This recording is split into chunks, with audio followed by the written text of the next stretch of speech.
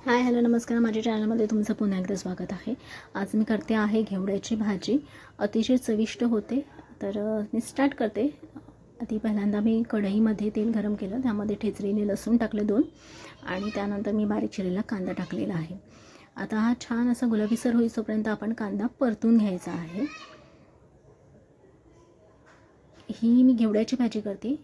पापडीची भाजी असे थोडीशी चपटी टाईप असते आणि ही घेवडा जास्त चविष्ट असतो पापडीपेक्षा, म्हणून मी घेवड्याची भाजी जास्त प्रिफर करते.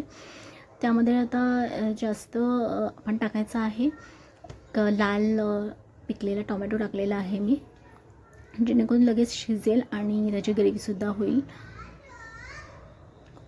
तर आता आपण ह्याला वाफवून घेऊया छान.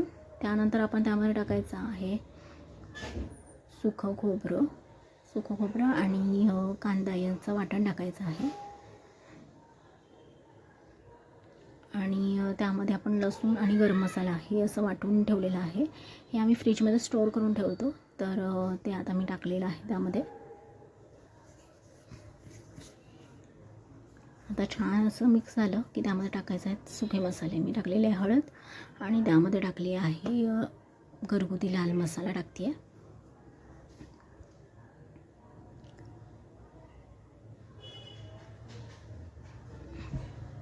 आता छान असं परतून घेतलं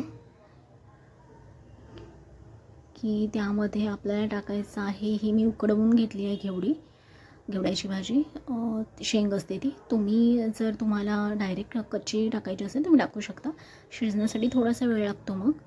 आणि तुम्ही त्यामध्ये झाकण त्यावरती ठेवून त्यावरती पाणी टाकून जर ठेवलं तर छान अशी वाफेवरती शिजते ती भाजी. पण टिफिनसाठी कसं पटकन असं करायचं असतं, त्याच्यामुळे मग मी उकळवून घेते घेवड्याची भाजी.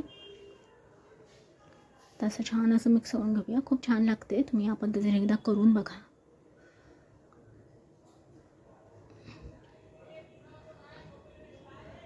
आता असं छान मिक्स झालेलं आहे. म्हणजे यामध्ये झाकण वगैरे नाही ठेवलं तरीही लगेच होते, कारण ती घेवडा ऑलरेडी मी उकडून घेतलेला आहे म्हणून. त्यावरती टाकलं मी मीठ चवीनुसार.